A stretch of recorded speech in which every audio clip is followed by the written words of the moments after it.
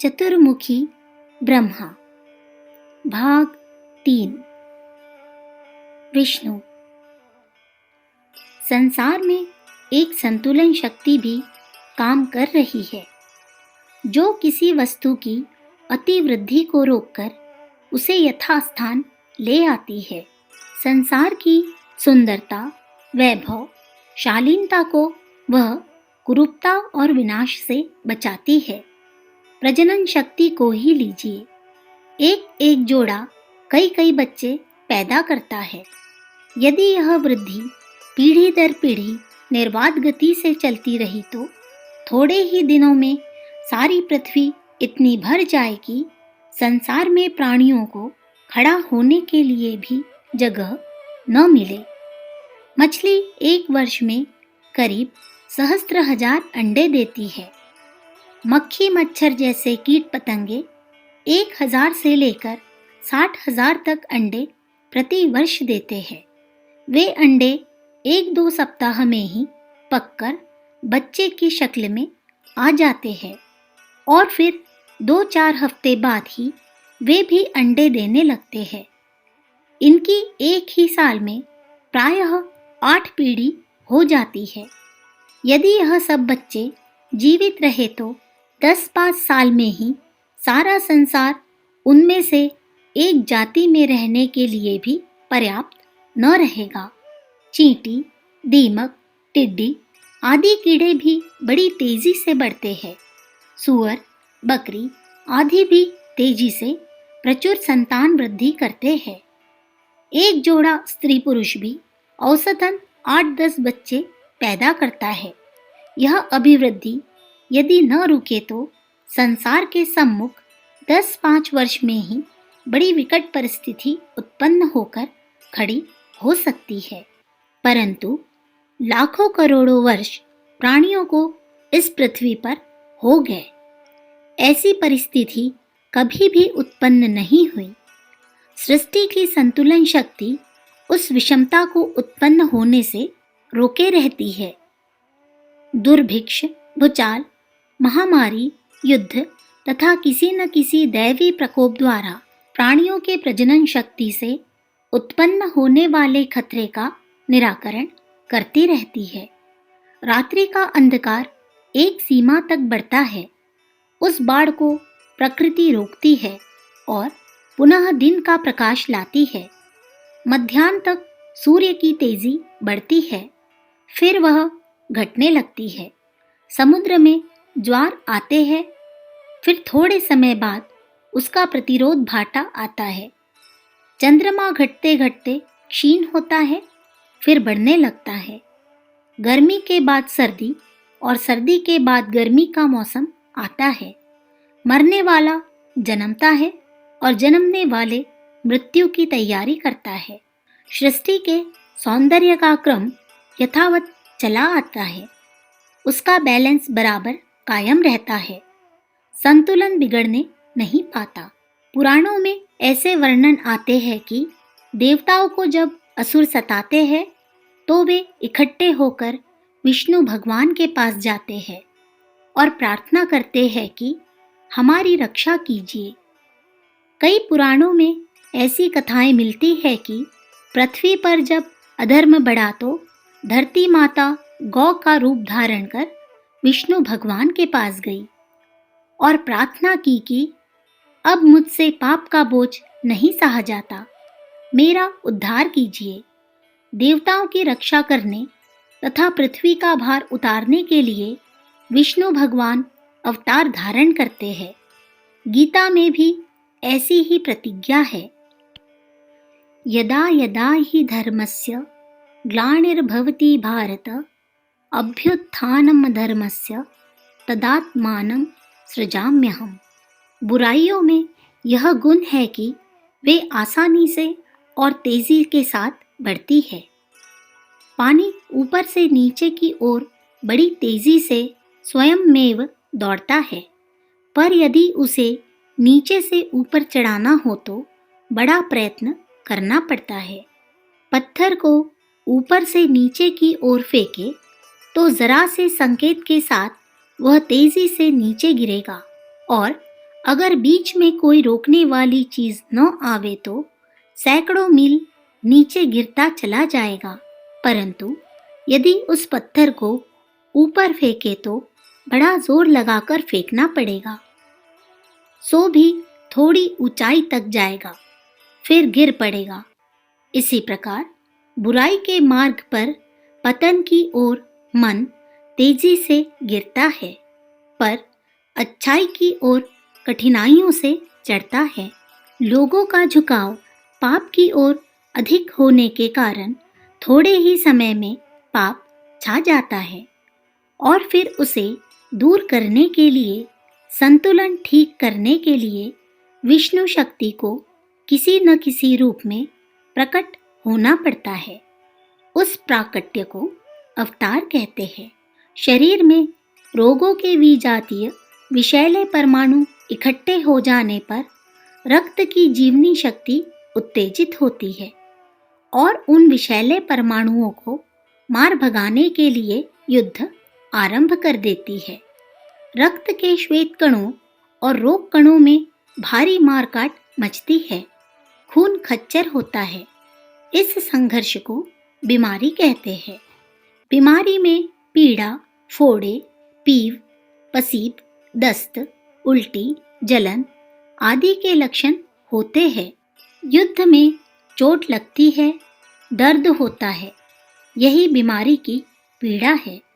खून खच्चर होता है, यही पीव, दस्त आदि है। बीमारी का प्रयोजन शरीर को निर्दोष बनाना है। अवतार शक्ति का भी यही कार्य होता है।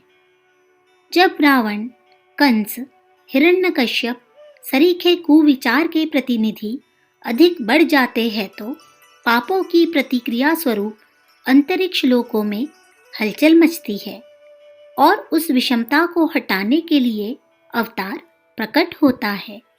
जब ग्रीष्म ऋतु का ताप असह्य हो जाता है तो उसे शांत करने के लिए मेघमालाएं गरजती हुई चली आती है। पापों की अतिवृद्धि का नियमन करने के लिए वैष्णवी सत्ता अवतार धारण करके प्रकट होती है और भीषण संघर्ष उत्पन्न करके शांति स्थापित करती है। परित्राणाय साधूनाम विनाशाय च दुष्कृताम। अवतार का यही उद्देश्य होता है। धर्म की संस्थापना के लिए वह बार बार प्रकट होता है। अवतार समिष्ट आत्मा का, परमात्मा का प्रतीक है। सभी आत्माओं की एक सम्मिलित सत्ता है जिसे विश्व मानव या समाज की सम्मिलित आत्मा कहते हैं। यही परमात्मा है। एक मनुष्य यह चाहता है कि मैं सुखपूर्वक रहूं, मेरे साथ में सब प्रेम, भलाई एवं सहयोग का बर्ताव करे। कोई यह नहीं सोचता है कि मेरे साथ चोरी, हिंसा, ठगी, कठोरता, अन्याय का बर्ताव करे। यही इच्छा विश्व मानव की समिति आत्मा या परमात्मा की है। परमात्मा की विश्व मानव की इच्छा को ही धर्म कहते हैं। अवतार धर्म की रक्षा के लिए होते हैं। अधर्म अर्थात विश्व मानव की इच्छाओं के प्रतिकूल कार्य जब संसार में अधिक बढ़ जाते हैं तो उसे दूर करने के लिए विश्व मानव के अंतःस्थल में प्रतिक्रिया होती है और विरोध का उफान उबल पड़ता है। इस उफान को अवतार के नाम से पुकारा जाता है। अवतार एक अदृश्य प्रेरणा है। सूक्ष्म वातावरण में परमात्मा की इच्छा का आवेश भर जाता है। जैसे आकाश में आंधी छाई हुई हो और उसी समय पानी बरसे तो वर्षा की बूंदें उस आंधी की धूलि से मिश्रित होती है। बसंत ऋतु में प्रकृति के सूक्ष्म अंतराल में काम क्षोभ का आवेश आता है। उन दिनों सभी नर नारियों में, जीव जंतुओं में कामेच्छा फूट पड़ती है। भय, क्रोध, हिंसा, सांप्रदायिक, राजनैतिक तनाव, घृणा तथा सत्कर्मों की भी लहर आती है। वातावरण जैसे बन जाता है वैसे ही काम बहुत बड़ी संख्या में होने लगते हैं। इसी प्रकार विश्व मानव परमात्मा की इच्छा पूर्ण करने के लिए सूक्ष्म लोक में अदृश्य वातावरण में आवेश आता है। उस आवेश से प्रेरित होकर कुछ विशिष्ट पुण्यात्मा जीवन युक्त महापुरुष संसार में आते हैं और परमात्मा के इच्छा को पूरा करते हैं। एक समय में अनेकों अवतार होते हैं। किसी में न्यून, किसी में अधिक शक्ति होती है। इस शक्ति को माप करने का पैमाना कला है। बिजली को नापने के लिए यूनिट, गर्मी को नापने के लिए डिग्री, लंबाई को नापने के लिए इंच, दूरी को नापने के लिए मील जैसे होते हैं, वैसे ही किसी व्यक्ति में कितना अवतारी अंश है, इसका नाप कला के पैमाने से होता है।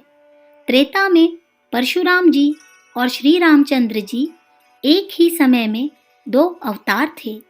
परशुराम जी को 3 कला का और रामचंद्र जी को 12 कला का अवतार कहा जाता है।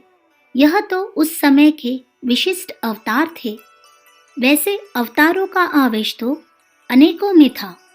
बानरों की महती सेना को तथा अनेकों अन्य व्यक्तियों को अवतार के समतुल्य कार्य करते हुए देखा जाता है। इस प्रकार समय समय पर युग युग में आवश्यकता अनुसार अवतार होते हैं। बड़े कार्य के लिए बड़े और छोटे कार्य के लिए छोटे अवतार होते हैं। सृष्टि को संतुलन करने वाली विष्णु शक्ति वैसे तो सदा ही अपनी क्रिया जारी रखती है, पर बड़ा रोग इकट्ठा हो जाने पर बड़ा डॉक्टर भेजती है। उस बड़े डॉक्टरों को उनके महान कार्यों के अनुरूप यश एवं सम्मान प्राप्त होता है। अवतारी महापुरुषों की पूजा यथार्थ में विष्णु शक्ति की पूजा है, जिसके कि वे प्रतीक होते हैं। लक्ष्मीपति विष्णु सृष्टि की सुंदरता की, संपन्नता की, सद्बुद्धि की और सात्विकता की रक्षा करते हैं। लक्ष्मी जी के 4 हाथ सुंदरता, संपन्नता, सद्बुद्धि और सात्विकता के प्रतीक है। समस्त प्राणियों की समष्टि सम्मिलित आत्मा लक्ष्मी है। यह लक्ष्मी विष्णु का अर्धांग है, पर आत्मा की सत्ता जीवों की आत्मा में समाई हुई है। संसार का नियमन करती है, साथ साथ लक्ष्मी की विश्व मानव की इच्छा की रक्षा भी करती है। लक्ष्मी विष्णु से अभिन्न है। विष्णु के उपासक वैष्णव वे हैं जो विश्व मानव की इच्छाओं के अनुकूल कार्य करने में अपनी शक्ति लगाते हैं। मीरा का प्रसिद्ध भजन है, वैष्णव जन तो तेने कहिए, जे पीर पराई जाने रे। समाज का लाभ, संसार की सेवा, विश्व की श्री वृद्धि, विश्व मानव की सुख शांति के लिए सच्चे अंतःकरण से हर घड़ी लगे रहने वाले मनुष्य असली वैष्णव है। विष्णु की इच्छा ही उन वैष्णवों की इच्छा और विष्णु की कार्यप्रणाली ही उनकी कार्यप्रणाली होती है। वे पाप को घटाकर धर्म की स्थापना के लिए सदैव प्रयत्नशील रहते हैं। जनता जनार्दन को विष्णु रूप समझकर लोक सेवा में, विष्णु पूजा में प्रवृत्त रहते हैं। अखंड ज्योति, जुलाई 1946, पृष्ठ संख्या 5, 6, 7।